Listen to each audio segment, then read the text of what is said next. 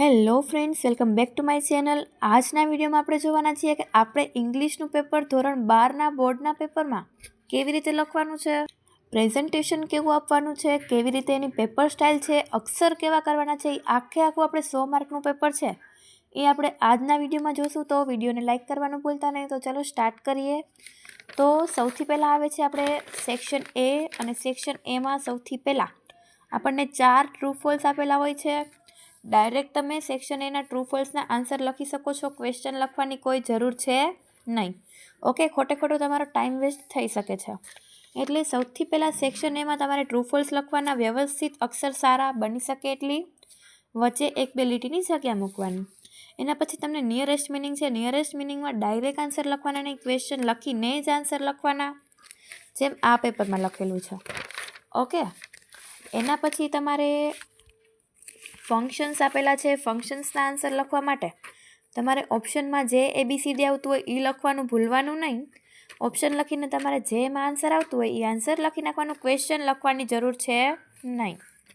Okay, એના પછી અહીં તમારે સેક્શન એ છે એ કમ્પ્લીટ થાય છે. 18 માર્કનો આ સેક્શન એવું છે ને કે જેમાં કોઈ તમારી સ્પેલિંગ મિસ્ટેક ન કાઢી શકે, કોઈ તમારી વાક્ય રચનાની મિસ્ટેક ન કાઢી શકે. બિકોઝ આમાં તમને રોકડા માર્ક હોય છે, MCQ ને એવું બધું હોય છે. એટલે બની શકે એટલી સેક્શન એમાં વધારે મહેનત કરવાની, પૂરેપૂરા માર્ક મેળવવાની. ઓકે, તો અહીં આપણો સેક્શન એ છે એ કમ્પ્લીટ થાય છે. હવે આપણે જોઈએ સેક્શન બી. હંમેશા ન્યૂ સેક્શન છે એ ન્યૂ પેજથી સ્ટાર્ટ કરવાનો. તો આ સેક્શન બી છે એ આપણે સ્ટાર્ટ કર્યો ન્યૂ પેજથી. અને સેક્શન બી છે એમાં મોસ્ટ ઓફ બધા પેરેગ્રાફમાંથી ક્વેશ્ચન આન્સર લખવાના હોય છે. તો એમાં તમારે શું ધ્યાન રાખવાનું છે કે હંમેશા જે પણ તમને ક્વેશ્ચનમાં પૂછવામાં આવેલું છે ને એનું તમે મેઇન આન્સર લખો. બિકોઝ ઘણા બધા એવા સ્ટુડન્ટ્સ હોય છે કે જે ક્વેશ્ચનના રિલેટેડ જે પણ સેન્ટેન્સ એને પેરેગ્રાફમાં દેખાય ને એ પેરેગ્રાફમાંથી ડાયરેક્ટ લખી લે છે. તો એનાથી તમને પૂરા માર્ક મળશે નહીં, એમાંથી તમને હાફ માર્ક જ મળશે. એટલે બની શકે એટલું જે પણ ક્વેશ્ચનમાં પૂછવામાં આવેલું છે ને માત્ર તે જ આન્સર લખો. જેમ કે જો આમાં ફર્સ્ટ ક્વેશ્ચનમાં પૂછવામાં આવેલું હતું કે વોલ્ટે છે એની એનિમેટેડ કાર્ટૂન કંપની ક્યાં સ્ટાર્ટ કરી હતી, તો કાન્સાસ સિટીમાં. તો એને ડાયરેક્ટ આન્સર લખેલો છે કે ભાઈ એને કાન્સાસ સિટીમાં સ્ટાર્ટ કરેલી છે. તો જ તમને પૂરા માર્ક મળશે તમે જો પરફેક્ટ અને મેઇન ક્વેશ્ચનનો આન્સર લખશો તો. ઓકે, પૂરેપૂરા ફકરામાં બેઠી લીટી લખવાની નથી, થોડુંક ચેન્જ કરીને લખવાનું છે. એવી રીતે તમે બધા જ ક્વેશ્ચનના આન્સર છે મેઇન આન્સર તરીકે લખીને જગ્યા મૂકીને આવી રીતના પ્રેઝન્ટેશન સારું, અક્ષર સારા, વાક્ય રચના બંને એટલી સરખી લખવાની ટ્રાય કરવાની છે. ઓકે, એવી રીતે મોસ્ટ ઓફ છે સેક્શન બીમાં બધા પેરેગ્રાફમાંથી ક્વેશ્ચન આન્સર જ છે. પછી શોર્ટ નોટ છે. શોર્ટ નોટ પણ આવી રીતે જ લખવાની છે. પેરેગ્રાફમાં અક્ષર સારા, વાક્ય રચના બની શકે એટલી સારી, અને તમને જે ક્વેશ્ચન પેપરમાં આપેલા હોય પ્રશ્ન શોર્ટ નોટના એના બની શકે તો આન્સર લખતા જવાના, જેથી પૂરેપૂરા માર્ક મળવાની શક્યતા રહે. પછી તમને ખાલી જગ્યા આપેલી હોય છે. ખાલી જગ્યામાં પણ આવી રીતે ક્વેશ્ચન નંબર લખી આખો પેરેગ્રાફ લખવાનો, અને પછી જે પણ આન્સર હોય એની નીચે આવી રીતના અંડરલાઇન કરવાની. ઓકે, તો અહીં આપણો છે સેક્શન બી પણ કમ્પ્લીટ થાય છે. હવે આપણે સેક્શન સી ન્યૂ સેક્શન છે, ન્યૂ પેજથી સ્ટાર્ટ કરશું.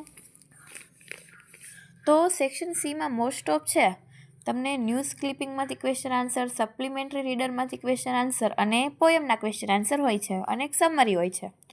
તો એમાં પણ બની શકે એટલું મેઇન આન્સર લખો. સૌથી પહેલાં પેરેગ્રાફ વાંચો, એને સમજો, અને પછી જ એના આન્સર લખવાનું સ્ટાર્ટ કરો. બેઠા પેરેગ્રાફમાંથી આન્સર લખવાના નથી. ઓકે, તો આ પણ જો એકદમ વ્યવસ્થિત ક્લિયર અક્ષરે લખેલું છે. અહીંયા સમરી રાઇટિંગ છે. સમરી રાઇટિંગમાં પણ મોસ્ટ ઓફ બધું આવી જવું જોઈએ, પણ ટૂંકમાં કાંઈ પણ મૂકી દેવાનું નથી. પેરેગ્રાફ વાંચીને કે ભાઈ અડધી સ્ટોરી લખવાની નથી. આખી સ્ટોરી સૌથી પહેલાં વાંચવાની, પછી એને ટૂંકમાં લખવાનું અને એક ટાઇટલ આપવાનું. ટાઇટલ આપવાનું કોઈ દી ભૂલતા નહીં, બિકોઝ ટાઇટલનો 1 માર્ક હોય છે. ઓકે, તો સમરી રાઇટિંગ પછી શું આપેલું છે કે ભાઈ ન્યૂઝ ક્લિપિંગના ક્વેશ્ચન આન્સર છે એ પણ ન્યૂઝ ક્લિપિંગ સરખી રીતે વાંચીને પછી જ એના ક્વેશ્ચન આન્સર લખવાના. પછી પોયમના ક્વેશ્ચન આન્સર છે. પોયમ સમજેલી હોય તો ક્વેશ્ચન આન્સર લખવામાં પણ સરળતા રહે છે. ઓકે, સિમિલર વર્ડ પૂછ્યો હોય તો ખાલી આન્સર નહીં પણ આખું સેન્ટેન્સ બનાવીને લખવાનું, જેથી કોઈ પણ માર્ક છે તમારા કટ કરી શકે નહીં. ઓકે, આવી રીતના અહીંયા આપણો સેક્શન સી પણ કમ્પ્લીટ થાય છે. બની શકે એટલું આવી જ પેપર સ્ટાઇલ, આવા જ અક્ષર અને સરખી રીતના લખવાનું પ્રેઝન્ટેશનથી પણ. New section D. સેક્શન ડીમાં છે તમને એક્ટિવ પેસિવ હોય છે, ડાયરેક્ટ ઇનડાયરેક્ટ હોય છે, ચેન્જ ધ ટેન્સ હોય છે. એટલે સેક્શન ડી છે એ મોસ્ટ ઓફ તમારો ગ્રામરનો છે. બની શકે એટલું વ્યવસ્થિત લખવાનું અને સારા પ્રેઝન્ટેશનથી, સારા અક્ષરથી લખવાનું. અને ચેન્જ ધ ટેન્સમાં પણ જ્યાં તમે ચેન્જ કરેલો છે એને નીચે અંડરલાઇન કરો. ઓકે, પછી પાછા તમને ફંક્શન્સ છે, ફંક્શનના પણ આવી રીતના આન્સર લખવાના, MCQ જે હોય અને એની સામે આન્સર. પછી ફરીથી તમને ખાલી કન્જક્શનવાળું છે કે ભાઈ તમારા જે ટેક્સ્ટ બુકના જે ચેપ્ટર છે એમાં તમને કેવી રીતે આપેલું છે પાઠ, એ તમારે લખવાનું છે, વચ્ચે કન્જક્શન મૂકીને અને નીચે અંડરલાઇન કરી નાખવાની. અને ક્વેશ્ચન 61 to 64 છે એ ખાલી જગ્યાવાળું હોય છે. તમને 3 થી 4 ઓપ્શન આપેલા હોય છે, એમાંથી એક સિલેક્ટ કરીને લખવાનું હોય છે. એમાં પણ તમે આખો પેરેગ્રાફ લખો અને ક્વેશ્ચનમાં જે પણ મેઇન આન્સર છે ખાલી જગ્યાનો એની નીચે અંડરલાઇન કરો. તો અહીં સેક્શન ડી પણ આપણો કમ્પ્લીટ થાય છે. એના પછી લાસ્ટ સેક્શન છે સેક્શન ઈ. સેક્શન ઈ છે આખો રાઇટિંગ સેક્શન છે. Application, email, paragraph writing and information transfer. એ 4 બની શકે એટલું વધારે તૈયાર કરવાનું રાખો. એપ્લિકેશન, ઈમેલની ફોર્મેટ છે એ યાદ રાખો. એમાં પણ તમે રોકડા માર્ક મેળવી શકો છો. તો સેક્શન ઈમાં સૌથી પહેલો ક્વેશ્ચન છે ઇન્ફોર્મેશન ટ્રાન્સફર, કે જેમાં તમને ડાયાગ્રામ આપેલો હોય, ટેબલ આપેલો હોય અથવા ગમે તે આપેલું હોય, એની તમારે ઇન્ફોર્મેશન ટ્રાન્સફર કરવાનું છે. એના ઉપર તમારે વાક્ય બનાવવાના છે. બની શકે એટલું વાક્ય રચના સરખી લખો, સ્પેલિંગ સાચા લખો. 5માંથી 4, 4.5 માર્ક તો આવી જ જશે જો વ્યવસ્થિત લખેલું હશે, આવી રીતના અક્ષર સારા અને ચોખ્ખું તો. ઓકે, એના પછી ક્વેશ્ચન નંબર 66 છે પેરેગ્રાફ રાઇટિંગ, જે તમને 8 માર્કનો પૂછાય છે. 8 માર્કના પેરેગ્રાફ રાઇટિંગ માટે ઓછામાં ઓછા 2 થી 2.5 પેજ તો તમારે ભરવા જ જોઈએ, કે જેથી તમને પૂરેપૂરા માર્ક 8 માર્ક આવી શકે. બની શકે એટલું આ ક્વેશ્ચન છેલ્લે લખવાનું રાખો, કે ભાઈ તમારી પાસે ટાઈમ હોય તો તમે એમાં વધારે એડ કરી શકો. એટલે ક્વેશ્ચન 66 8 માર્કનો 3 પેરેગ્રાફ આપેલા હશે, ગમે તે એક લખવાનો છે.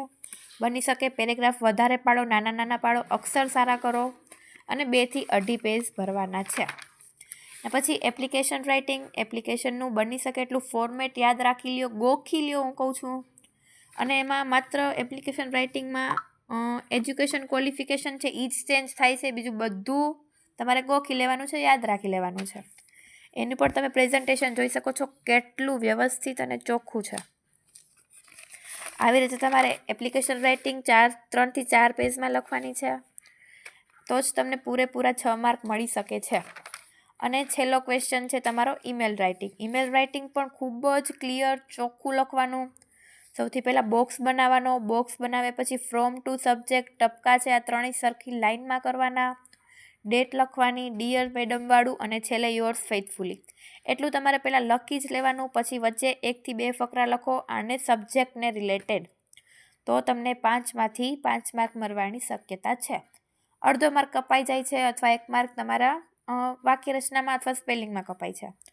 તો તમે આવી રીતે પેપરનું પ્રેઝન્ટેશન કરશો, આવી રીતે ઇંગ્લિશનું પેપર લખશો ધોરણ 12માં, તો તમને પૂરેપૂરા માર્ક મળવાની શક્યતા છે.